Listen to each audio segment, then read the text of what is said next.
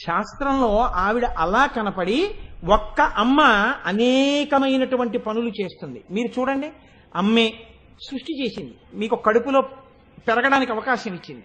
ఆ అమ్మే బయటికి వచ్చాక పాలిచ్చింది. ఆ అమ్మే అన్నం పెట్టింది.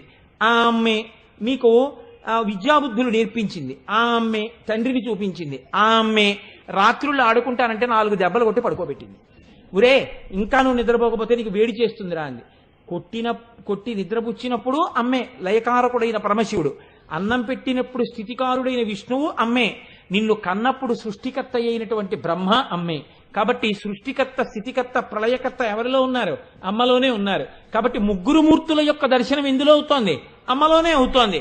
కాబట్టి ఆ అమ్మ అనేక పేర్లతో అనేక ప్రదేశాల్లో ఉండి ఎన్నో కళ్ళతో నిన్ను అలా చూసుకుంటూనే ఉంటుంది.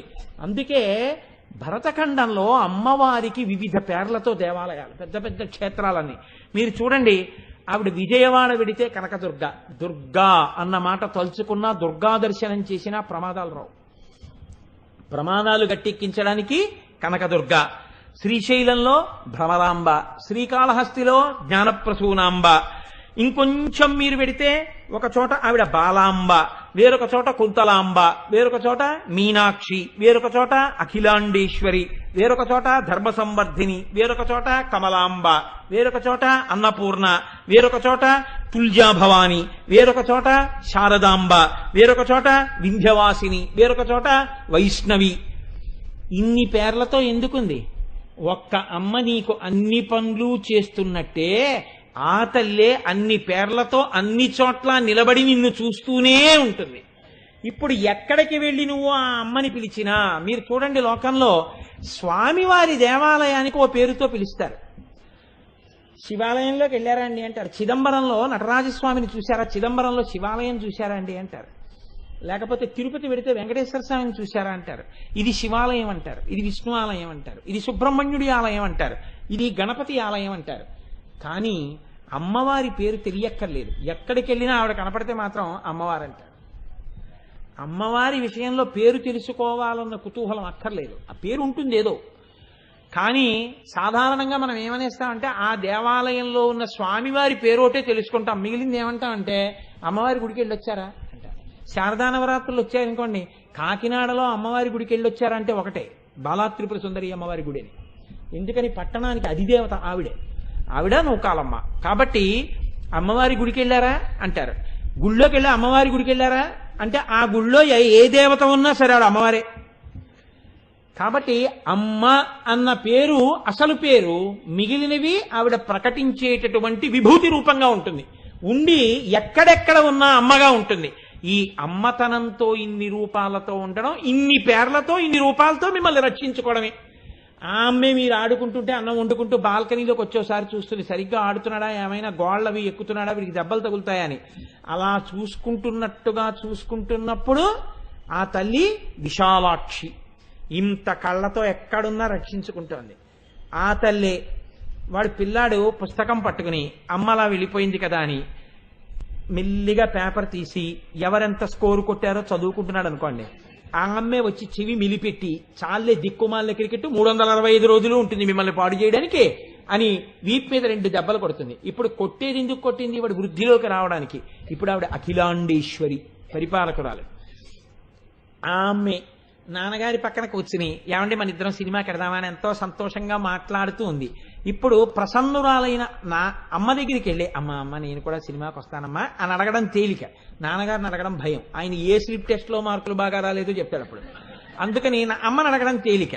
అందుకని ఇప్పుడు నాన్నగారి పక్కన ప్రసన్నురాలిగా కూర్చున్న అమ్మ శివకామ సుందరి. నీకు ఒక్కొక్క పేరుతో ఒక్కొక్క అనుగ్రహం ఇస్తోంది. ఆ అనుగ్రహం ఇచ్చే పేరు నీకు తెలియకపోవచ్చు, పేరు తెలియకపోయినా ఆవిడ అమ్మే. కాబట్టి ఇన్ని పేర్లతో ఉన్నది అమ్మతనంతో ఉంది. ఆవిడ అమ్మతనంతో ఉంది అన్న ప్రధాన నిర్ధారణ ఈ అమ్మ అన్న మాట మాత్రం రేపు పేరులో పోదు. ఈ అమ్మ అన్న ప్రధానమైన పేరు వడ్డాణంతో ఉంది, నాభిబంధంతో. ఇది కంచిలో ఉంది. అందుకని ఆ వడ్డాణం ఆవిడ యొక్క అమ్మతనాన్ని తెలియచేసేటటువంటి పరమ ప్రఖ్యాతమైనటువంటి. ఇప్పుడు కంసుడు వచ్చాడు ఆ ఏడుపు వినపడగానే. ఆడపిల్ల అయితేనే మగ పిల్లాడైతేనే అష్టమ గర్భం, నన్ను చంపేస్తారు, అందుకు చంపేస్తానన్నాడు. ఆ చంపడం కూడా కర్కశత్వం. ఆ దేవకీదేవి ఒళ్ళో గట్టిగా దాచేసుకుని పాపం గుండెలకి హత్తేసుకుంది. అన్నయ్య అన్నయ్య అన్నయ్య అని 10 మాటలు అంటే చెల్లెలి ముఖం చూసి ప్రేమ చూపిస్తాడేమోనని అన్న శమింపుమన్న తగదల్లుడు కాడిది మెనకోడలవు మన్నన చేయుమన్న విను మానిని చంపుట రాచపాడి కాదన్న సుకీర్తివై మన కదన్న మహాత్ములు పోవు త్రోవ పోవన్న భవత్ సహోదరి కదన్న నిను శరణంబు వేడదన్. అన్నయ్య అన్నయ్య అన్నయ్య అన్న మాటకి పట్టాభిషేకం చేశారు పోతన గారు. ఆ అన్నయ్య అన్న పిలుపు అంత మధురం.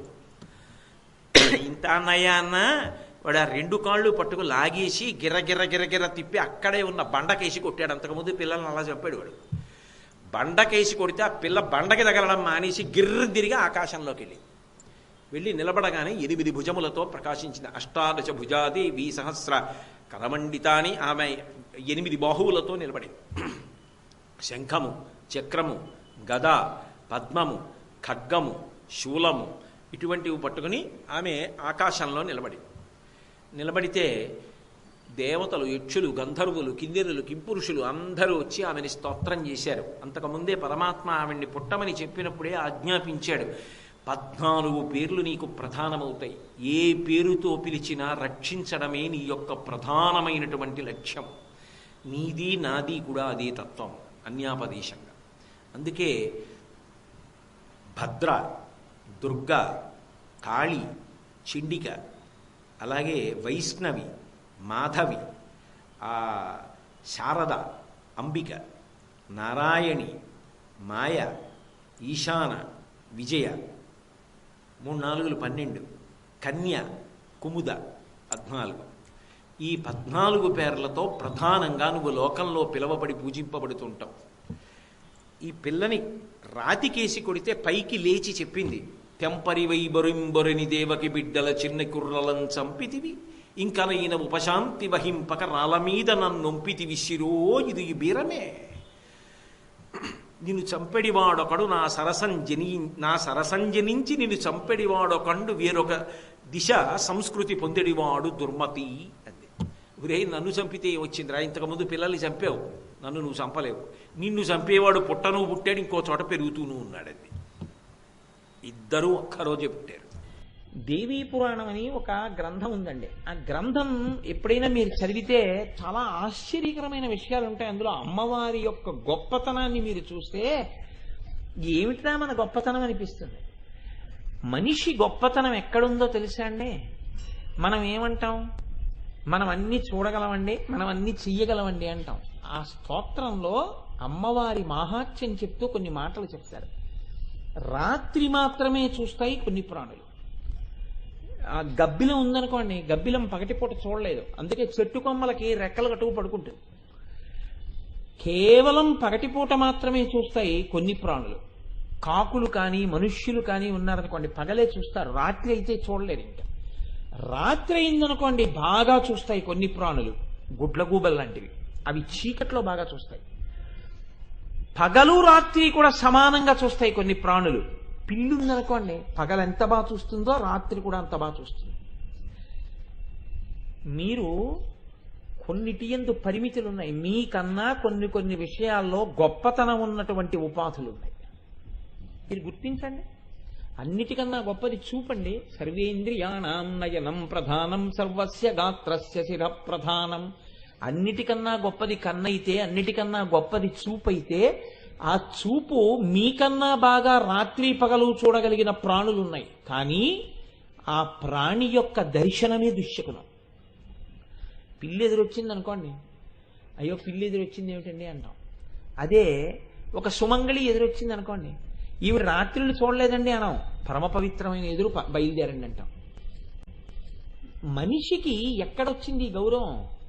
మిగిలిన ప్రాణుల కన్నా మనిషి ఎన్నో ప్రాణులతో ఎన్నో రకాలుగా పోల్చి చూస్తే ఎన్నో ప్రాణుల కన్నా ఎన్నో వైవిధ్యాలుగా మనుష్యుడు తక్కువ. అయినా మనిషికి గొప్పతనం ఎక్కడిది అంటే, మనిషి సత్యము తెలుసుకోగలడు. అసలు తానెవరు, ఆత్మ ఏది తెలుసుకోగలిగిన శక్తి ఉన్న ప్రాణి మనుష్యుడొక్కడే.